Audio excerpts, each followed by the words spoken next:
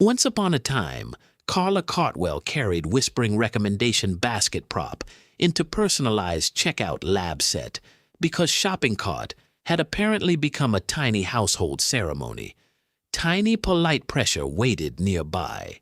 The object looked harmless, which is how many modern consumer problems introduce themselves before asking for an email address. The receipt stayed quietly theatrical. Carla Cartwell did not want drama. She wanted one simple purchase, one simple choice, and maybe a quiet evening with fewer pop-ups. Convenience wore its soft slippers, but the village of modern shopping had a talent for making ordinary decisions, wear velvet capes, and ring little bells. The bargain kept excellent posture. This is the story of the shopping cart that knew too much, retold as a tiny clay disaster with warm lighting and suspiciously excellent manners. Nobody trusted the math yet. At first, the problem was small, a cart that remembered one curious click sitting in the corner like it had never ruined anyone's budget. A tiny committee formed emotionally. The village believed a helpful suggestion is always helping and never studying, which sounded reasonable only if nobody looked directly at the receipt. The button looked too pleased. So Carla Cartwell nodded, smiled, and stepped closer, because confident design can make a trap feel like customer service. The room practiced innocent faces. The first promise was charming. Every recommended item bowed like it had been personally invited. A soft little trap smiled. It did not shout, threaten, or twirl a mustache. It simply used friendly colors and acted like the sensible option. The props understood the joke. Over-friendly shopping cart appeared nearby with the calm face of a creature who had read the terms and conditions for sport. Every corner felt lightly sponsored. Nobody called it a monster yet, because consumer culture prefers softer words until the invoice has finished stretching. The silence had checkout energy. Then came the tiny nudge, the helpful suggestion, the little button that seemed to know exactly where the human thumb lived. Even the table looked concerned. Carla Cartwell felt smart for noticing the deal, which is one of the most expensive feelings a bargain can sell. Tiny polite pressure waited nearby. One more click became one more choice, and one more choice became a hallway with cheerful lights and no obvious exit. The receipt stayed quietly theatrical. The village applauded convenience because convenience is beloved when it arrives before the consequences have put on shoes. Convenience wore its soft slippers. By then, Datacrumb Trail Prop had entered the scene looking official enough to make nonsense feel organized. The bargain kept excellent posture. It was not evil. It was worse in a smaller way because it was useful, polite, and very hard to blame. Nobody trusted the math yet. Every option arrived carrying a tiny explanation, and every explanation brought a cousin named just in case. A tiny committee formed emotionally. Carla Cartwell tried to stay practical, but practicality kept getting distracted by little savings, little upgrades, and little emotional fireworks. The button looked too pleased. That is how the ceremony works. It shrinks the decision until the person forgets the total shape of the thing.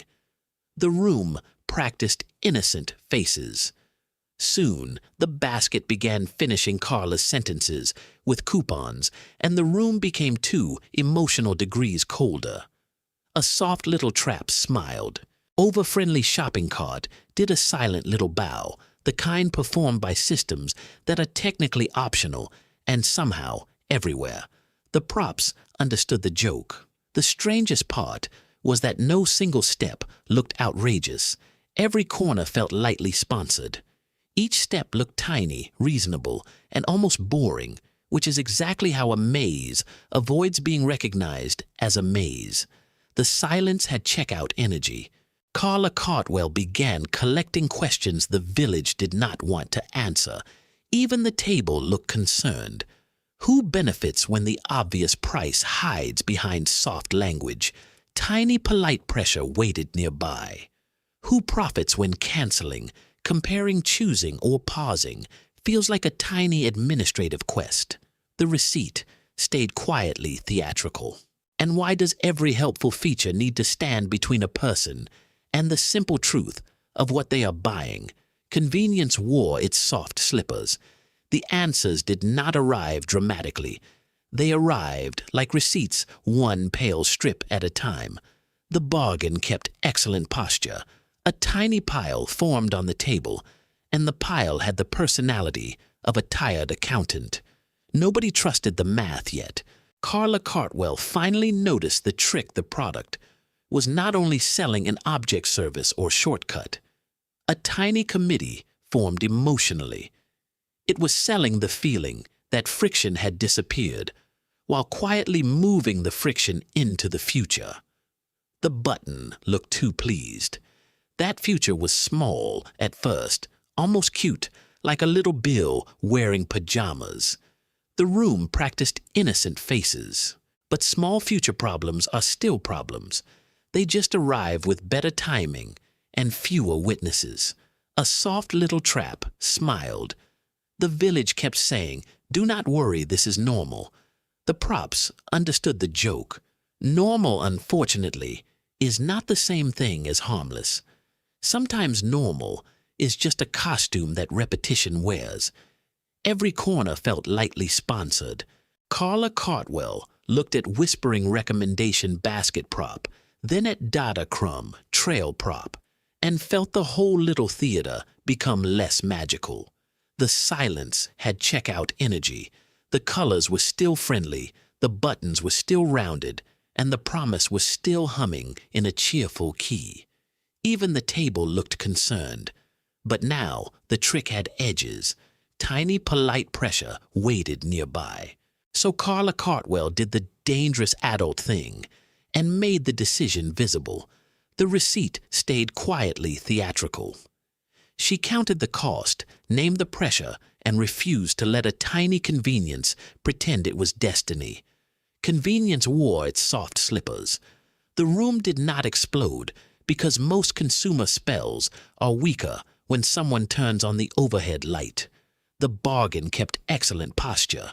Over-friendly shopping cart shrank a little, not into nothing, but into its proper size, a tool, not a ruler. Nobody trusted the math yet.